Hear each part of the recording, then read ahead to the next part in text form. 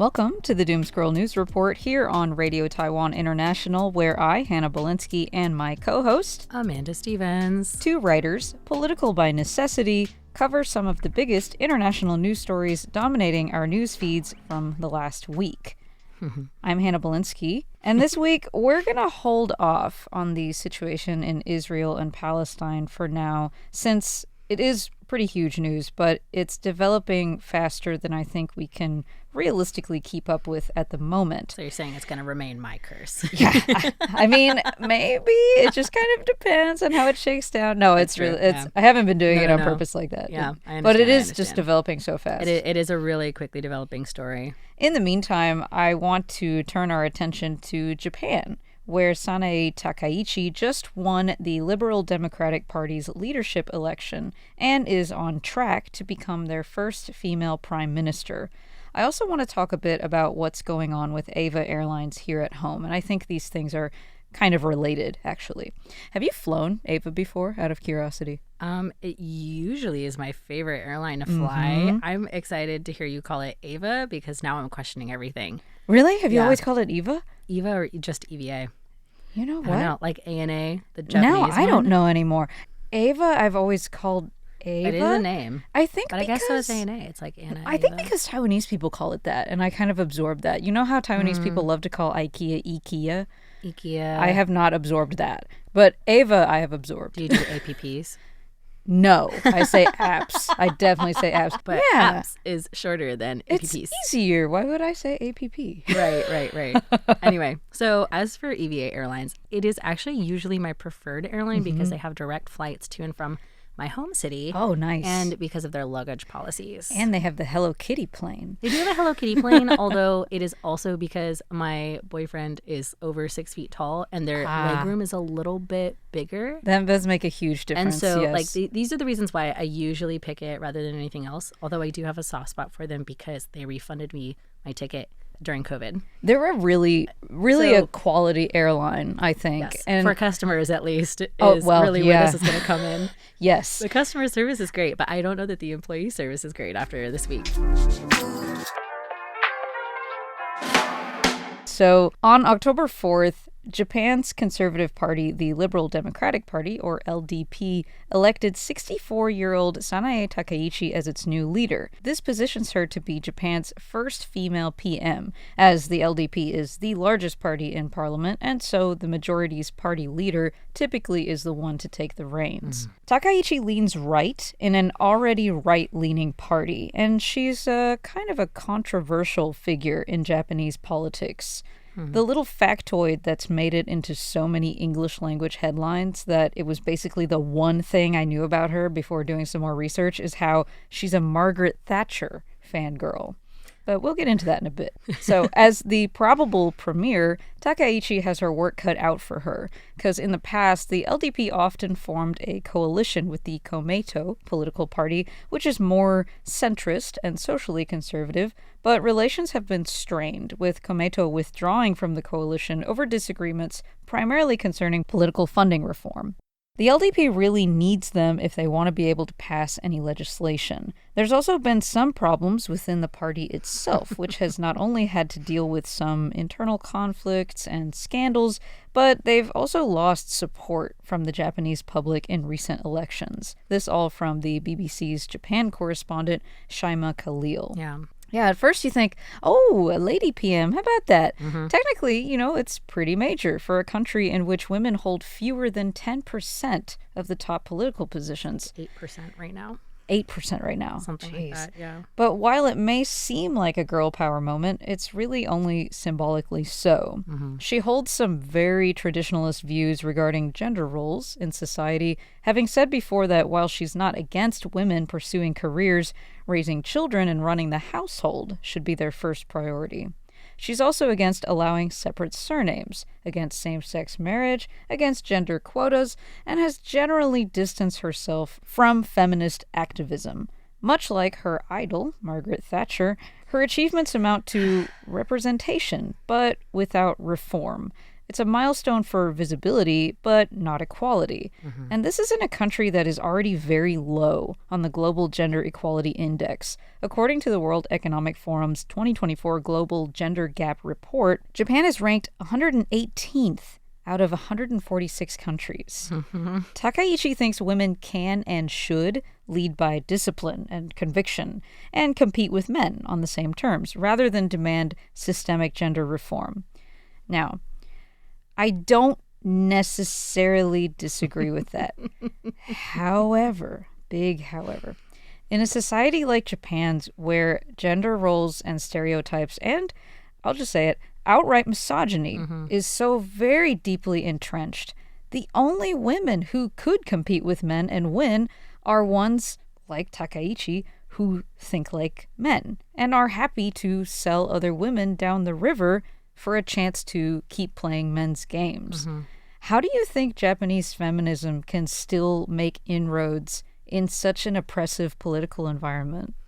I do think that it is heartening that I've seen a lot of people inside Japan are not necessarily looking at this as a, like... death sentence kind of deal? Not a death sentence. I would actually say the opposite, as a gender win. Okay. Right? Like, people are not viewing this as a gender rights win. And I actually don't know that it is being received as, like, wow, congratulations, as with some other cases. Like with Taiwan, when Tsai Ing-wen was elected president, that was kind of a big fanfare moment. Deal. People made a big deal out of it. I haven't seen the same sort of attention played to it. And I think that it is largely because, which I do think is a good thing, actually, all things considered, I think because a lot of people for whom these issues are a concern have made it quite known. One way that I would point out, like, how deeply entrenched the gender divide is she's a real proponent of Abenomics. Yeah. Right? Yes. So those did help in some ways. One way that they did help was by lowering the unemployment rate. And that meant getting a lot of women actually out into the workforce. However, the tax policies incentivize a pay gap because for women who are making less than a certain amount, it's like less than $6,000 or less, that income is untaxed. And so employers are incentivized to pay married women less and hire married women less.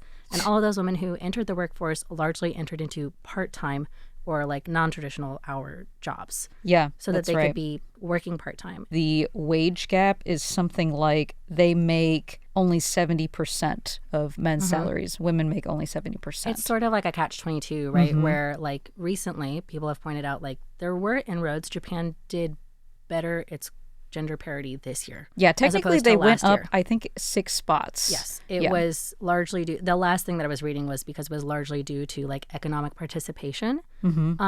But that being said, it's still like at 8% of representation in politics, and the political arena is really where Japan is most held back because in other aspects where it is measured, it's actually really quite equal. Education and health, they're good. Yes. It's good. But then as soon not as you so get good. into business, like a job or there's anything else like that. Very few like female CEOs. And if they are, they're getting paid much less. They're probably being taken less seriously. I also think something to consider is the fact that since women are the ones who are held to be responsible internally and externally, like internally by your family, externally by culture for your family, the silver wave that is in Japan right now is coming for Taiwan's economic female workforce. And I think that there is a catch-22 in that, like, now, because women work and because women are technically, like, you're encouraged to have a job and a career, but only up to a point, I think it's really actually encouraging people to just burn the candle at both ends. No, like, I feel that way a lot. Work. I bet you do, yeah. But you do. Well, and that's kind of the catch-22 of today is, like, you now get to participate in the workforce, but you are not relieved from any of your homecoming duties. So you have to do 2 full-time jobs. It's becoming the case, I think, for women the world over, really. And her victory reflects broader trends worldwide in countries electing conservative, nationalist, populist-style leaders. It just so happens that in this case, it's a woman peddling that particular kind of ideology. Her sex is almost irrelevant, really, apart from the ironic value. Yeah. The authoritative leader bit really seems to appeal to voters who are tired of cautious, consensus-driven leadership and just want someone to sort the problems out for them. Of course, it's never that simple, is it? Where do you think this pattern of countries turning inward and sometimes backwards, like America First, for example, where's that going to lead us? Big question. It's a big question. I don't know that I could speak to the broader global trend. I do think that some of it is what you just alluded to, that I think there's like sort of a burnout today because you get so much news all the time and a lot of it problem-based because you don't need to report necessarily on things going well. So I think that to some degree there is just a lot of looking for someone who can solve the problem, which is not a bad instinct. We're always looking for solutions. And so having somebody say, don't worry, I'll take care of it so you don't need to worry and you don't need to think is very appealing. But it's so much more complicated than that now, you know? It is. But I also think, at least to use the example of America, whether or not this applies globally, I would love to talk to an expert about. But I'm a really big believer in the rubber band theory. Like, progress is sort of like a rubber band. And so whenever you make great progress and you stretch forward, there will eventually be a snapback. Okay. Now, that is not usually or not necessarily like a permanent snapback, but it's like a reactionary force against the forward progress in whatever step that takes.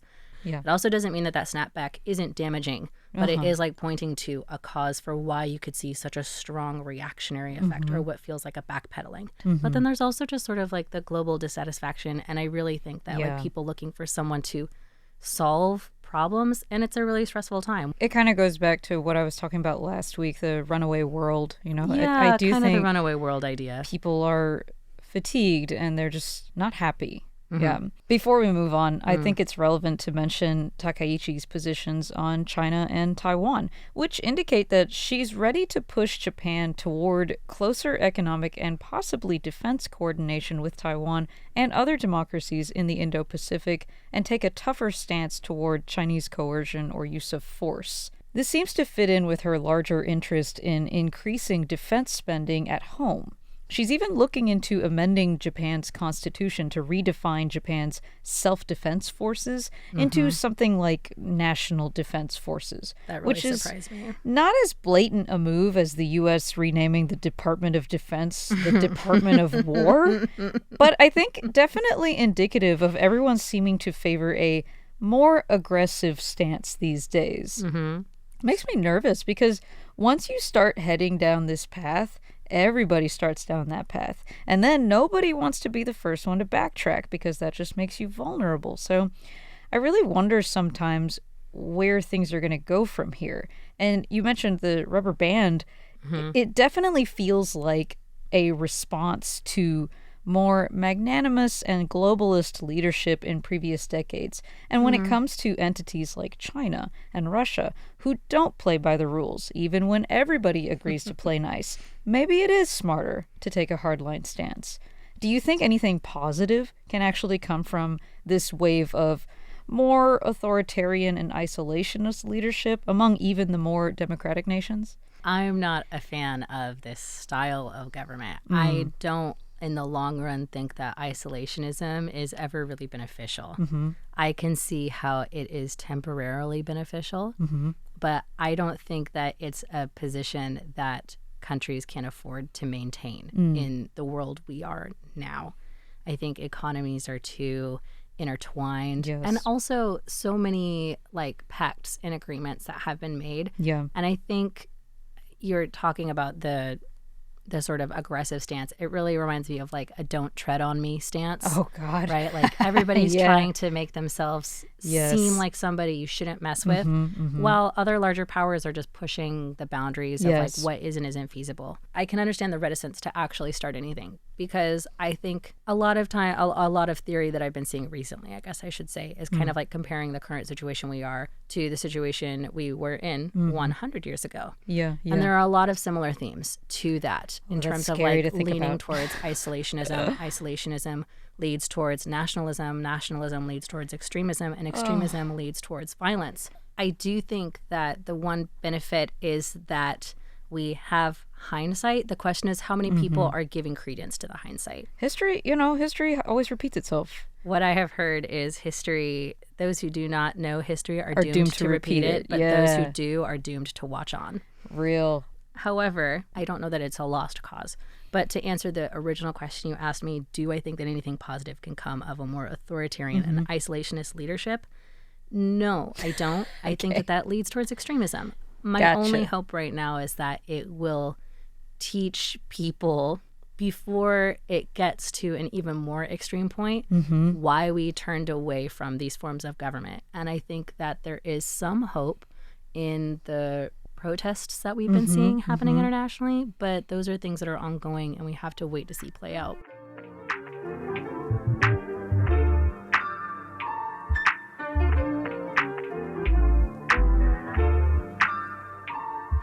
On the subject of things you can't walk back. Things we gotta wait out. Yes. One of the bigger news stories this week was the death of a 34-year-old flight attendant for Taiwan's EVA Air who worked a long shift through illness, then passed away a few weeks later. This jumped out at me because I have family members who are or were flight attendants, although none of them have worked for EVA specifically. So basically what happened was this young woman, surnamed Sun, started feeling poorly on a flight from Milan to Taipei on September 25th. She saw the doctor as soon as she landed back in Taiwan, then ended up transferred to a couple of different hospitals, ultimately passing away on October 10th in Taichung. Now, there's a lot we don't actually know about what happened, including the formal medical cause of death, the exact content of in-flight communications, and whether EVA's company policy or specific supervisor actions may have contributed to the death.